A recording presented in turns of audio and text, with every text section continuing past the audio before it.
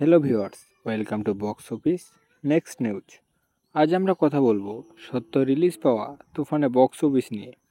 কেমন চলছে প্রেক্ষাগৃহে তুফান, চলুন দেখে নেওয়া যাক। তুফান পরিচালনা করেছেন রায়হান রাফি, অভিনয় করেছেন শাকিব খান, মিমি, নাবিলা, চঞ্চল চৌধুরী সহ আরও অনেকে।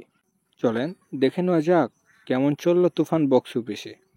তুফান রিলিজ পায় 125টা হলে বাংলাদেশের ঈদে। প্রথম দিনে তুফানের হয়ে বাজিমাত, হলে হয়ে হাউসফুল, পাশাপাশি ব্ল্যাকের টিকিট চড়া দামে বিক্রি হচ্ছে এবং দিনে দিনে হল সংখ্যাও বৃদ্ধি পাচ্ছে। দেখে নেওয়া যাক অষ্টম দিনে তুফান কত টাকা ইনকাম করলো। তুফান অষ্টম দিনে সিনেপ্লেক্স আর সিঙ্গেল স্ক্রিন থেকে 44 লক্ষ টাকা ইনকাম করেছে। আশা করা যাচ্ছে যে 7-8 দিনের ভিতরে 8 কোটি ক্লাবে চলে যাবে।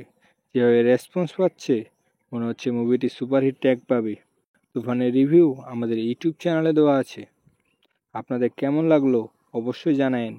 আর আপনাদের তুফান কেমন লেগেছে অবশ্যই কমেন্ট বক্সে জানাবেন।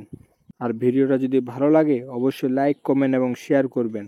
যদি ভিডিওতে ভালো রেসপন্স আসে তাহলে আমরা প্রতিনিয়ত এরকম ভিডিও আপলোড করে যাব।